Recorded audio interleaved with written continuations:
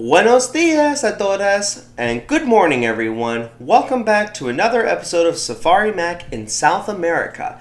I'm your guide and your host, helping you make connections to the wild. First, before we begin part 2 with the capybara, as always, I'd just like to once again thank all of you for continuing to show your support by tuning into my videos each week, as well as sharing my videos with your friends or even your family. It really means so much to me. But if we're all set and ready to go, let's finish up with our furry friend, the capybara, and stay tuned for both the next animal reveal, as well as a very special conservation message near the end of today's episode. But if we're all set, let's begin. First of all, let's start off with the wild things. Now, as I've mentioned before, the ancestors or the ancient modern design of capybaras managed to make their way from South America up to North America, where their fossils have been found in Texas, California, Florida, even as far north as South Carolina. Now, of course, they became extinct millions of years ago, but because of people who keep these semi-aquatic rodents as pets, some of them have managed to escape from their owners or even from private ownership and managed to find their way into the wild. Not just Florida, but also Texas, as well as parts of California. Now, throughout my series, you've heard me mention the seriousness about invasive species and the problems that they pose. Because they come from an area where they're not originally from, the problems that they pose is that they can severely alter the balance of an ecosystem that's been established through millions of years of evolution. But now, some people are beginning to think that maybe these creatures, because they're now found in parts of Florida, as well as Texas, as well as California, that maybe they're beginning to refill their ecological niche. And personally, in my opinion, I think that might be true. However, we still need to find more efficient ways of keeping these creatures under control, because one of the biggest problems that they have, in addition to overcompeting with other native species for resources such as food, water, and shelter, the problem is that they really don't have other kind of predators that can naturally keep their numbers down.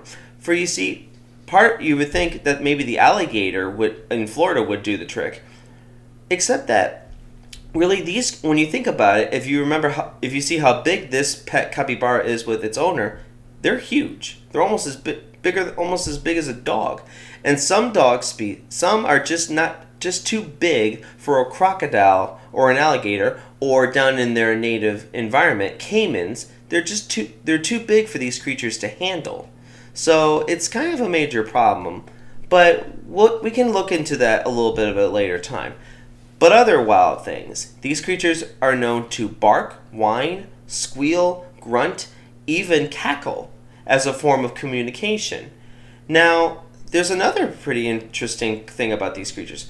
In South America, as I may have mentioned before, these creatures are often farmed for both their meat as well as for their hide, which can be made into leather. But another great incredible thing about these creatures is that because of their semi-aquatic nature, sometimes they'll fall asleep in the water with only their nostrils being present above the surface so they can still breathe. But if they had to hide, they can easily duck down and hide for at least 5 minutes underwater. Now, unfortunately, these creatures do have dangers and threats that are being constantly thrown. Now, currently, they are not listed as an endangered species. In fact, they're considered to be least concern. However, they still face problems such as poaching, deforestation, and loss of habitat. See, poachers often will go to places where capybaras live and will kill them to make their own extra buck without reporting how much they've killed. And of course, another major problem is the deforestation, or the loss of their habitat. Now, of course, these creatures, thanks to their adaptability, they can adapt to human urbanization, as I mentioned in my previous episode of back in part 1 about the Nordelta, the rich areas in Argentina. But really, is it right for us to destroy an animal's natural habitat and then we have to hurt or kill them because they're now in our space when really we were the part of the cause in the first place? I mean, I'm sure you can name a few animals right now that we in the United States may be facing. Maybe like bear, deer, coyote, maybe possum or raccoon. Who knows? Those animals have their home and they can adapt to human urbanization, but really, part of the reason that they're there is because we originally messed up their homes. So we need to think of better ways that we can learn to really coexist with these animals. Now, of course, there is ways that we are helping to save these creatures. These creatures are constantly being protected by rangers in their national parks or in areas where they are protected. But ladies and gentlemen, this is now another serious subject that this is what I really would like to discuss with all of you today. Deforestation.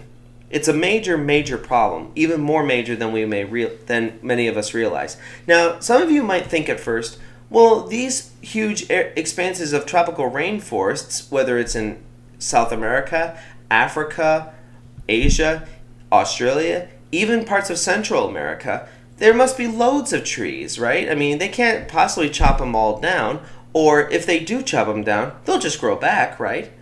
Well, unfortunately, many people think like that, but it's just not true anymore. It just isn't. Not at all.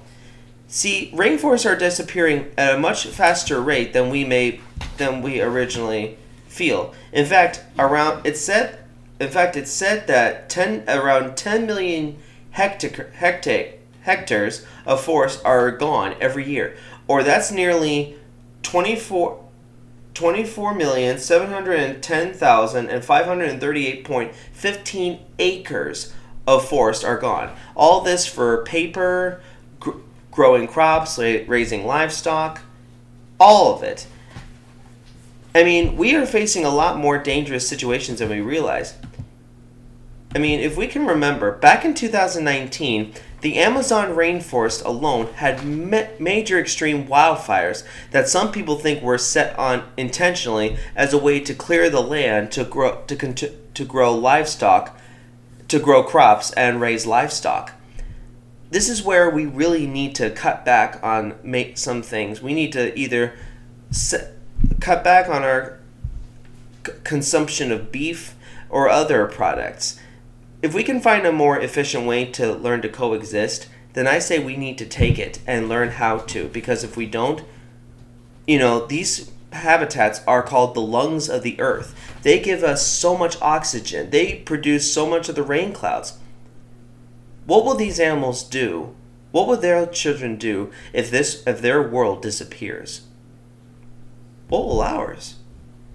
Well, ladies and gentlemen, I'm afraid that's all I have for the capybara for now. Thank you for tuning in, but be sure to join me next week for the jaguar. As always, though, hit the like and subscribe button. Check out my Facebook page for more animal-related information. And if you have questions, shoot me an email, which you'll find down in the description below. But until next week, until we get to the jaguar, this is Safari Mack, and I'll see you all out there in the jungles and rainforests of South America.